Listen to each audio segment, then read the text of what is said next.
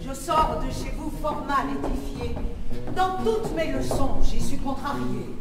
On n'y respecte rien. Chacun y parle haut. C'est tout justement la cour du roi Péto. C'est au chemin du ciel qui prétend vous conduire. Et mon fils à l'aimer, vous devrez tous induire. Non! Voyez-vous, ma mère, il n'est père ni rien qui me puisse obliger à lui vouloir du bien.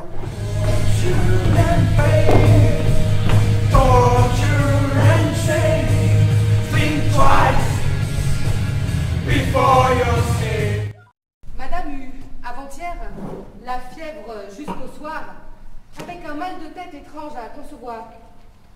Et Tartuffe? Tartuffe? Il se porte à merveille. Gros et gras, le teint frais et la bouche vermeille. Le pauvre homme. Qui voulez-vous, mon père, que je dise qu'il me touche le cœur et qu'il me serait doux de voir par votre choix devenir mon époux?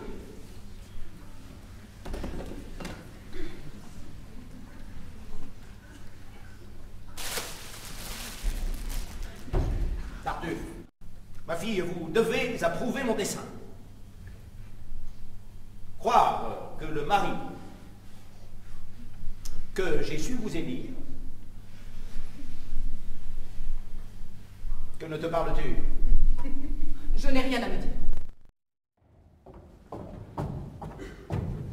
Ce que je viens d'entendre au ciel est-il croyable?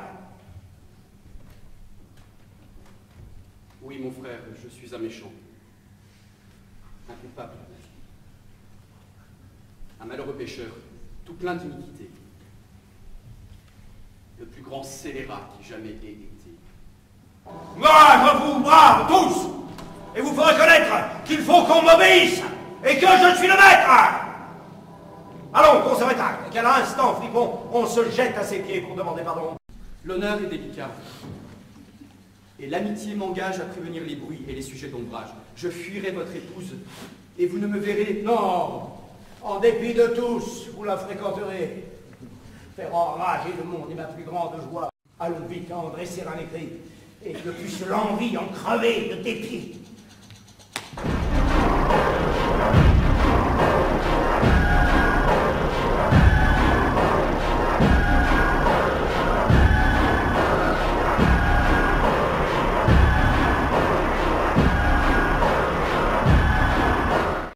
Ce langage à comprendre est assez difficile, madame, et vous parliez tantôt d'un autre style.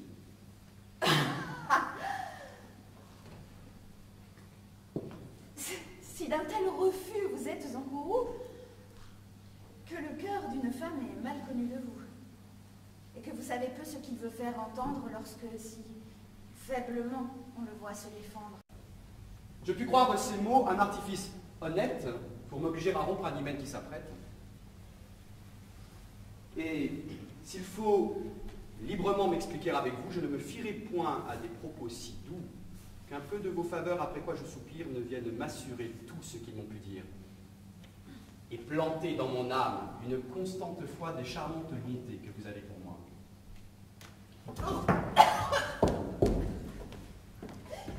Quoi? Vous voulez aller avec cette vitesse et d'un cœur tout d'abord épuiser la tendresse? On se tue à vous faire un aveu des plus doux. Cependant, ce n'est pas encore assez pour vous, et l'on ne peut aller jusqu'à vous satisfaire qu'aux dernières faveurs on ne pousse l'affaire. Moins on mérite un bien, moins on l'ose espérer. Nos vœux sur des discours on peine à s'assurer. On soupçonne aisément un sort tout plein de gloire.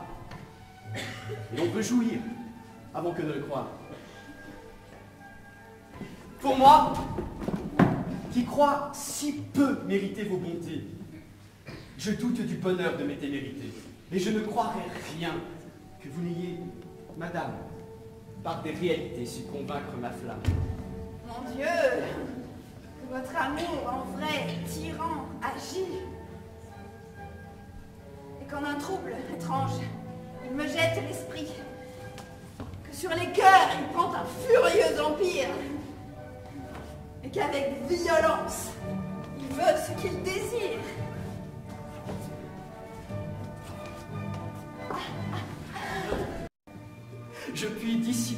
crainte ridicule, madame. Et je sais l'art de lever les scrupules. Le ciel défend de vrais certains consentements, mais on trouve avec lui des accommodements. Selon divers besoins, il est une science d'étendre les liens de notre conscience et de rectifier le mal de l'action avec la pureté de notre intention. De ces secrets, madame, on saura vous instruire, seulement qu'à vous laisser conduire, contenter mon désir, et n'ayez point d'effroi, je vous réponds de tout et prends le mal sur moi. Vous touchez fort, madame. Oui, je suis au supplice. Vous plaît-il un morceau de ce jus de réglisse? C'est un rhume obstiné sans doute, et je vois bien que tous les jus du monde ici ne feront rien. Sans doute il est fâcheux de venir jusque-là, et c'est bien malgré moi que je franchis cela, mais puisque l'on s'obstine à m'y vouloir réduire, puisqu'on ne veut point croire à tout ce qu'on peut dire, et qu'on veut des témoins qui soient plus convaincants, il faut bien s'y résoudre et contenter les gens. Tout beau, monsieur, tout beau. Ne courez point si vite. Vous n'irez pas fort loin pour trouver votre gîte, et de la part du prince, on vous fait prisonnier.